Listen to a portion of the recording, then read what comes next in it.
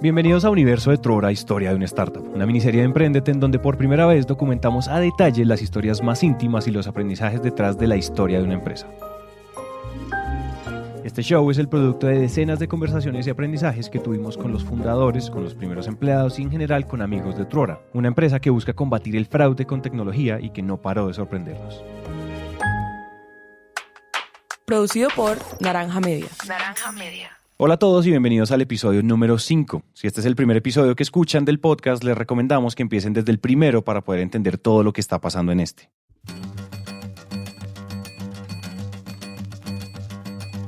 En los episodios pasados les contamos la historia de los 4 fundadores de Trora. Les contamos cómo llegaron los primeros ingenieros de la empresa que iban a trabajar desde Cali, mientras César y David estaban en Bogotá, Daniel en San Francisco y Maite, que iba a ser la primera fundadora en trabajar tiempo completo en México. Esta combinación, que suena más bien disfuncional, estaba asumiendo la misión enorme y casi disparatada de combatir el fraude en Latinoamérica. Y para eso tenían un primer producto que permitía ver los antecedentes de una persona. Uno escribía un documento de identidad y en unos minutos podía acceder a antecedentes legales, penales y mucha información pública, lo cual hacía más segura y más rápida la contratación de una persona, la apertura de una cuenta bancaria o la inscripción como rapitendero o como conductor de Uber. También les contamos cómo muy rápidamente este producto tuvo clientes en Colombia, y esto es muy importante. Les contamos que Trora desde el principio tiene una idea clarísima de que su mercado es Latinoamérica. A esto Daniel le llama los Estados Unidos de Latinoamérica.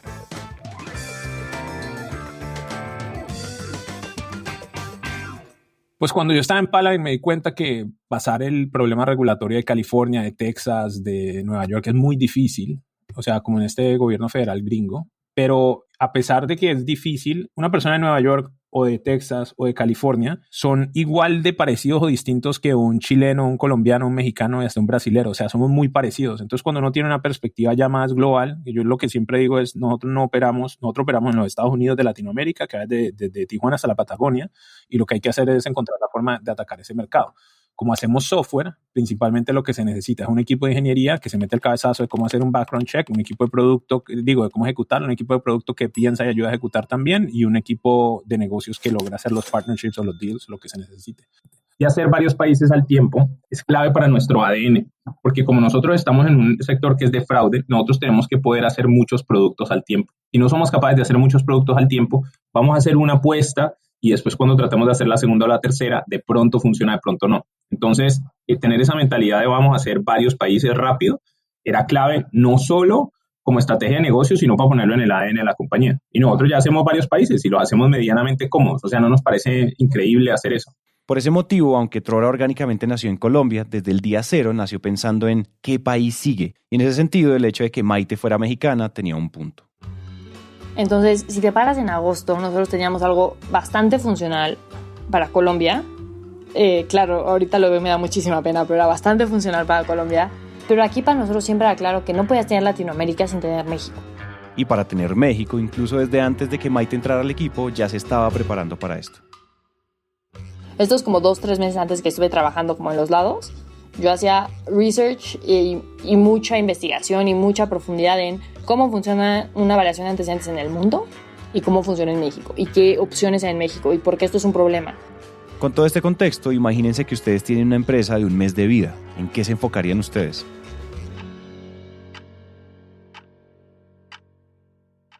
Esto no es una pregunta de respuesta única, pero en el caso de Trora ellos se dedicaron a vender, y esa respuesta es un poco obvia, pero también se dedicaron a generar confianza y a desarrollar el equipo, donde me atrevo a decir que todas estas tenían el mismo peso. Si les parece entonces, pues vamos desarrollándolas. Primero, confianza. Si la confianza fuera una cebolla y viniera por capas, la primera capa indiscutiblemente es la confianza entre los fundadores. Por eso me gustaría comenzar este episodio con estas conversaciones, incluso un poco antes de que llegara Maite. Entonces los primeros 6 meses yo me la pasé fue generando confianza, como mostrando una y otra vez que mi objetivo de ninguna manera era joderlos. Porque yo ya había aprendido que cuando uno busca cofundadores uno tiene que contar cómo es, qué es lo que piensa, qué es lo que no piensa. Y César, David y yo estábamos súper alineados. No sé si cuando hablaste con ellos no te dieron una perspectiva parecida. Pero nosotros teníamos como muy claro que nos gustaba mucho educar, que nos parecía muy importante que desarrollar ingeniería, que hacer una empresa tenía que hacer bien, que era importante tener buenos partners. Sobre todo con David en particular. César también estaba alineado, pues César tiene un norte, yo quiero hacer una cosa grande. David quiere hacer una cosa grande, pero también quiere hacerla muy bien. Hay unas cosas muy específicas que para él son importantes. Esas cosas las explica muy bien David. Segundo, desarrollo de talento. Pues muchas empresas dicen que no importa romper, sino avanzar. Yo no estoy muy de acuerdo con esa filosofía. Yo prefiero más avanzar rápido sin romper o sin romper mucho, porque las cosas siempre se rompen, pero nosotros tratamos de evitar romper cosas. Palabras más, palabras menos, David se refiere a una obsesión con que la tecnología de Truora esté muy bien hecha desde el principio. Y la verdad, la forma más fácil de hacerlo es contratando a un equipo senior, es contratando ingenieros con experiencia, que es exactamente lo contrario a lo que hicieron. Ellos, en cambio, contrataron estudiantes. Por eso había dos retos paralelos. Había que seguir mejorando el producto, es decir, había que echar mucho código, pero también había que construir un equipo que lo hiciera muy bien. Y por eso, una de las primeras cosas que les dijo David fue justamente: yo quiero aquí formar ingenieros de élite y quiero que ustedes sean ingenieros de élite y de los mejores del país. Y eso es lo que yo estoy haciendo con ustedes. Y aunque decirlo suene pretencioso, David lo decía en serio. Gran parte de mi esfuerzo en el principio era establecer esa cultura de calidad, de hacer las cosas bien. Y esto normalmente lo adquieren los seniors, pero con muchos años. Pero yo quería imprimirlo desde al principio. A unos estudiantes, a unos juniors, a una gente recién empezando, imprimirles desde el principio cómo hacer las cosas bien. Cómo hacer un trabajo de calidad y cómo hacerlo rápido. Básicamente el primer mes nos pagaron por aprender. Empezamos a trabajar con los ingenieros, creo que eran como 8. Eso era horas y horas y horas, todos los domingos, dándole.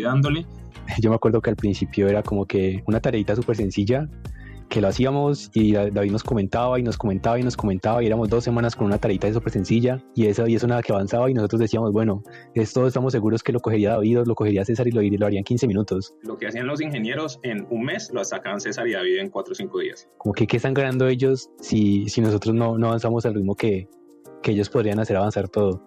Y era pues por el plan a largo plazo que ellos tenían. O sea, el problema no era de producción, el problema era de desarrollar al equipo. Estos pelados crecían muchísimo. Y nos pasó una cosa interesante, fue que las primeras 4 semanas coincidieron con las vacaciones de los pelados que estaban en el valle. Y después hubo una semana donde entraban a clase y el trabajo se paró muchísimo. David y César tenían un plan para formar a los primeros ingenieros, pero ese plan necesitaba tiempo. Y por definición, pues los estudiantes no tienen todo el tiempo del mundo, o por lo menos no el que necesitaban al principio, hasta que llegó la suerte. Y después se nos apareció la Virgen. Hay algo que yo sé que Daniel ha amado toda su vida y es el paro que hubo ese semestre. Ahí tuvimos la gran ventaja del universo, que su universidad entró en paro. Una movilización reclamando del gobierno nacional las garantías financieras para el buen... El paro estudiantil del 2018 fue una manifestación masiva de las universidades públicas de Colombia y tardó meses. Este paro, que implicó disturbios, acuerdos, estudiantes parados y mucho ruido en la agenda pública del país, fue también un golpe de suerte para Truora y para un equipo que se estaba formando. El paro llegó en un buen momento. Entonces pasamos de tener 8 alumnos que pues dedicaban medio tiempo a 8 alumnos súper motivados a dedicarle 100% de su tiempo a esto. Entonces pudimos dedicar casi que tiempo completo de personas a estar avanzando y creciendo y también a producir. Entonces el crecimiento durante esa época fue gigante. Entonces fue muy bueno que estuviéramos en paro porque pude dedicarle todo el tiempo y en ese momento aprendí mucho. Ese paro duró por lo menos 2 meses, 2 o 3 meses, en los que pudimos construir muchísimas cosas. Tercero, vender.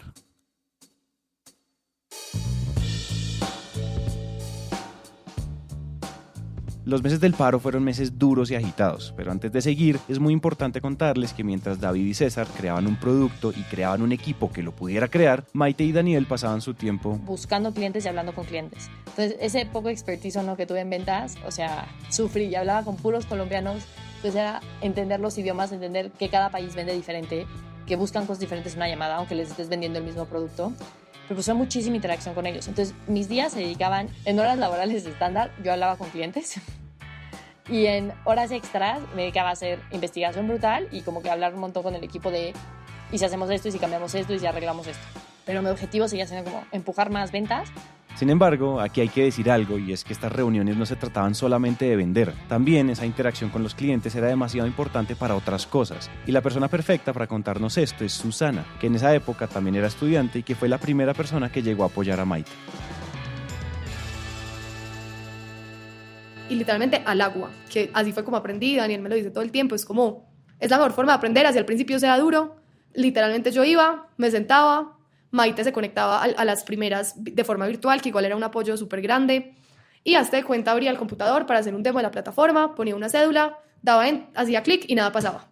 O sea, el producto fallaba un montón, a veces ni funcionaba y yo me estresaba horrible. Yo decía, no, ¿qué es esto? Voy a quedar súper mal, obviamente no voy a vender nada, qué frustración tan horrible. Para Daniel y Maite, seguro, si hoy les preguntas, decían, no me aguantaba usar al principio porque, claro, a veces que hablaba con ellos casi que me quejaba de que el producto no funciona. A Daniel le decía que es que que mi reputación se iba a dañar y ahí se me ríe en la cara y me decía, me la montaba y hoy todavía se ríe de eso. Obviamente Susana me sacó canas. Imagínate vos contratás a una persona recién egresada de la universidad, fifí que cree que se puede comer el mundo y lo pones a hacer un trabajo y te empieza a cuestionar todas las cosas que vos sabes que son verdad.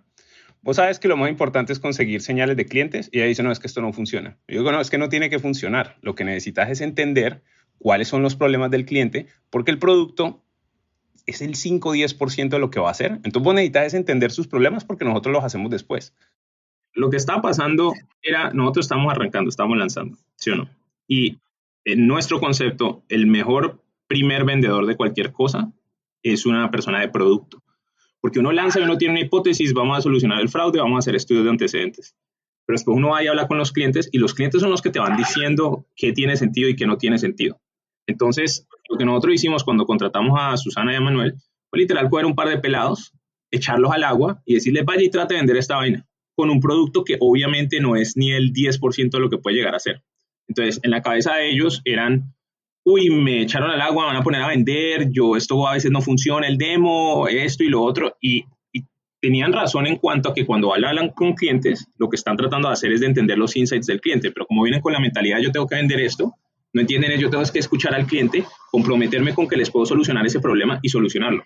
Lo que ella no entendía era que con 2 semanas de trabajo nuestro, con foco absoluto, esos errores no volvían a pasar. Entonces, según ella, estaba arriesgando la reputación y según yo, para nada. Lo que nos estaba dando era señales de mercado. Yo estaba haciendo 2 cosas. Uno era obteniendo esas señales de mercado y la otra quitándole las huevonadas. Cuando uno entra pelado a una empresa, entonces uno dice, llegan llenos de miedo, ¿quién me va a enseñar? Y todo eso. Y cuando uno lo echa al agua y les toca enfrentarse al mundo real, sufren un poquito, pero sacan callo y aprenden a ser recursivos y a tener tenacidad y todo eso. Ahora, no había outcome negativo, porque lo que nosotros primero necesitamos era señales de mercado. Entonces, si no vendían, de verdad no importaba. Pero vos no le vas a decir eso a tus primeros 2 vendedores y no venden, no importa. Lo echas al agua, les pones una meta y les decís, bueno, vámonos.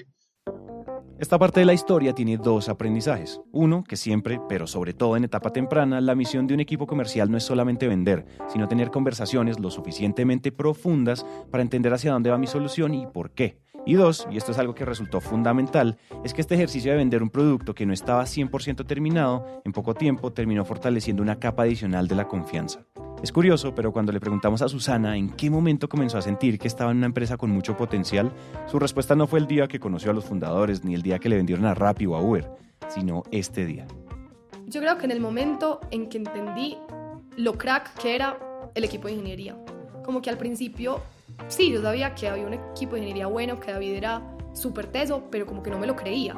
Entonces, en el momento en que tú tienes la confianza de que hay todo un equipo detrás que sí tiene la capacidad de desarrollar todo lo que tú estás vendiendo, que no existe, en el momento en que tú tienes la tranquilidad de, bueno, puede que no funcione ahorita o que no tengamos este feature, pero sé que va a pasar porque detrás hay todo un equipo de ingeniería súper teso, en ese momento ya uno sale como con más carácter, como dice Daniel. Los primeros meses fueron importantes porque consolidaron un producto, pero sobre todo un equipo que estaba aprendiendo a confiar en sí mismo, pero también en los demás. Sin embargo, la ecuación del crecimiento acelerado de las personas y por consiguiente de la empresa tendría un nuevo elemento. ¿Cómo les parece que en pleno paro estudiantil y cuando Truora no tenía ni 3 meses de constituida, apareció en el camino la oportunidad de tener un cliente muy grande? Este proyecto podríamos bautizarlo como el test de Uber. Nosotros le estamos verificando SOATs vencidos a Uber.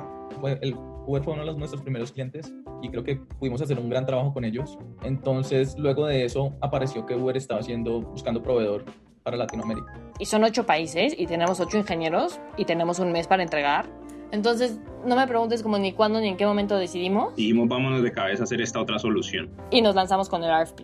Un RFP es un Request for Proposal y es algo así como una licitación privada, es decir, un concurso donde muchas empresas aplican para ganarse un contrato.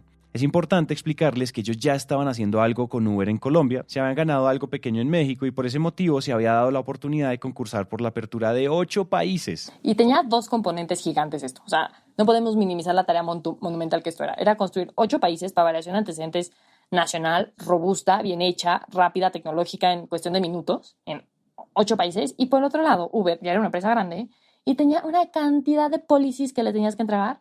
O sea, desde el policy de seguridad de el policy de seguridad física, el de seguridad digital, el de manejo de datos, el de transparencia. O sea, no te puedes imaginar la cantidad de documentos. Ten en cuenta que aquí este era un trabajo más difícil de lo normal porque la empresa llevaba 2 meses. Entonces, en los statements que teníamos que meter, en lugar de poner como fundadas hace 5 años, ponías fundadas hace 2 meses, ¿no? Ese tipo de cosas. Pero bueno, entonces teníamos esto dividido en 2. El squad técnico y el de desarrollar documentos. Entonces lo que hicimos, y muy siguiendo nuestra filosofía de que todo el mundo tiene que ser líder, agarramos el RFP y a cada ingeniero en ese momento se le dio de líder un país.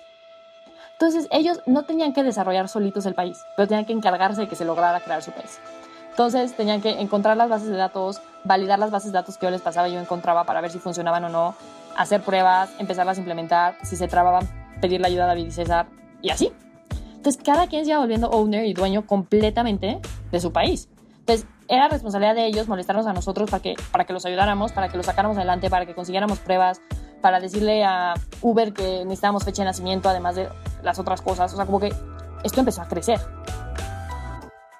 Entendiendo las dimensiones del reto, ellos entendieron que la única forma de cumplir era, pues, trabajando exageradamente duro. Y nos matamos trabajando 2 meses, ese equipo estaba reventado para tratar de ganar ese RFP. Pues sí, sentimos que como que había mucha presión, pero al mismo tiempo fue muy bueno, porque fue una época en la que aprendimos muchísimo. O sea, fueron tiempos pues duritos, para que tocó trabajar demasiado. Yo recuerdo también varios que se trasnochaban porque era literal una entrega contrarreloj.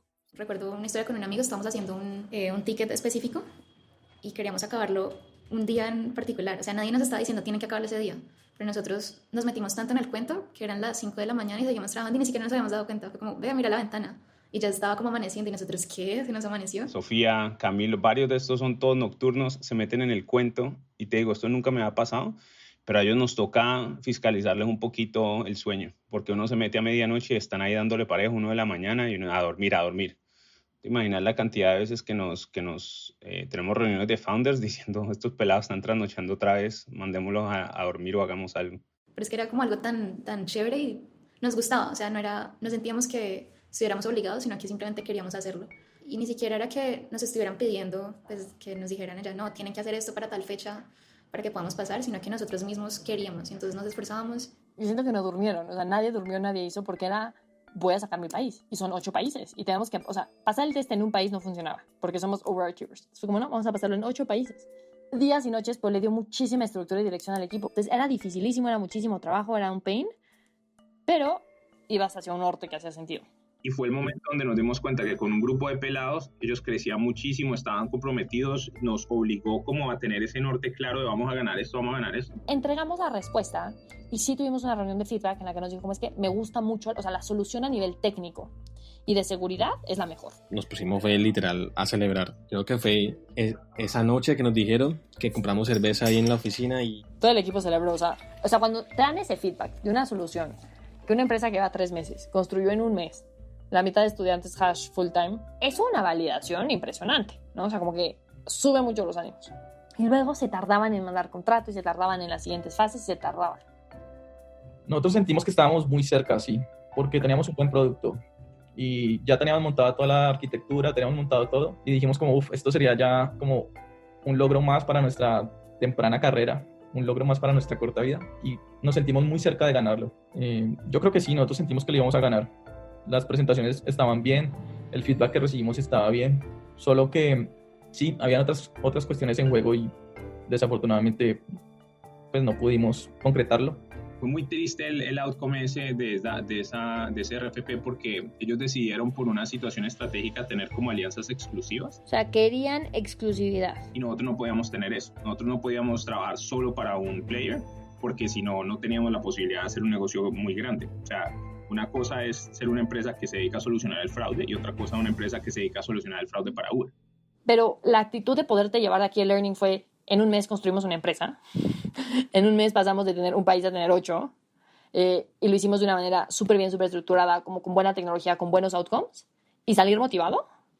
Creo que eso habla mucho del equipo que teníamos en ese momento. O sea, de lo motivados que estaban por aprender, porque ellos en lugar de verlo como, uy, no cerramos el negocio, ya, chao, qué empresa tan chafa, fue al revés, fue, ve lo que somos capaces de hacer en un mes. O sea, gracias a la dedicación de todos por enseñarnos, de todos estar metidos, aprendí a ser líder, aprendí a sacar esto, o sea, ve lo que somos capaces.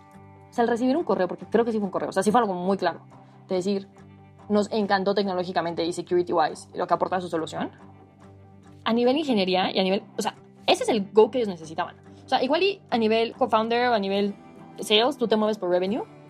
A nivel ingeniería, tú te mueves por que mi solución sea la mejor, que sea la más segura, que sea la más tecnológica y que sea la mejor. No me importa si la compras o no. I want it to be the best. Y aquí esto fue muy claro. O sea, y qué bueno, porque estuvieron muy motivados. Entonces eso también nos ayudó muchísimo en la cultura y en el pensamiento de si se puede, lo estoy haciendo, claro que se puede. Porque muchas veces lo que nos pasa a los colombianos es como que tenemos algún complejo de inferioridad y creemos que no se puede y que no tenemos las capacidades y que no podemos competir globalmente. Eso pasa muchísimo. Pues claro que te cambia toda la mentalidad. Y si no fuera por el paro, no tendríamos un equipo tan calidoso. Y si no fuera por el RFP de Uber, no habríamos tenido tanta convicción de aplicar a YC e irnos con esta idea. Esto que escuchan les puede sonar conformista, pero no. La actitud que demostraron ellos fue todo lo contrario. Con esto no estamos diciendo que las cosas salieron mejor porque no ganaron el contrato. En realidad nadie sabe. Solo estamos diciendo que no hubieran sido como fueron de no ser por ese proceso, porque ese proceso consolidó el núcleo de la confianza de un equipo, que es la confianza en sí mismos. El paro después de unos meses se acabó y cuando volvieron a clase evidentemente la diferencia se volvió a sentir, pero ya eran un equipo. Lo cierto es que esos golpes de buena suerte con el paro y de no tan buena suerte con el contrato de Uber se convirtieron en el empujoncito que necesitaban, entre muchas otras cosas, para comenzar a pensar en que Truora era una empresa que valía, o por lo menos que valía tanto como para dejar todo lo demás. El RFP fue muy importante para nosotros porque aprendí dos cosas. Uno, que esta idea loca de tener ingenieros juniors y hacer una compañía buena con esa base ya no me parecía para nada loca y nunca más volví a cuestionar ninguna decisión de ingeniería. Y la segunda es que me di cuenta que había tanta convicción de ese equipo que dejé de lado mis ideas de montar un banco o alguna cosa yo solo y dije, nos vamos con Maite, César, David y con todo este equipo y vamos a tratar de hacer una compañía gigante. Y el problema aquí era cómo convenzo a estos otros dos de que se vayan de Twilio. En el próximo episodio les vamos a contar dos cosas. Uno, que fue todo lo que tuvo que pasar para que David y César renunciaran. Esa es la venta más difícil que yo he hecho en Truora, convencer a ese par de que dejaran lo que estaban haciendo y se vinieran. Y tuve que convencer a las esposas y eso es todo un cuento. Y dos, en general, que fue todo lo que pudo pasar para que todo saliera mal. O sea, vos decís, hasta aquí tenemos hasta este momento. Tenemos convicción en el equipo que hemos formado de juniors. Tenemos unos fundadores que no se conocen, pero que han trabajado bien hasta ahora, ¿sí o no? Y hemos tenido la suerte del paro. Quien diría, esto es la historia de Cinderella, porque salió mal lo de Uber, pero pues el equipo se levantó bien y no pasó nada. Pero lo que sigue es todas las cosas que pudieron haber matado a la empresa. El robo en Cali, esa maldita cama. El próximo episodio, en definitiva, no se lo pueden perder.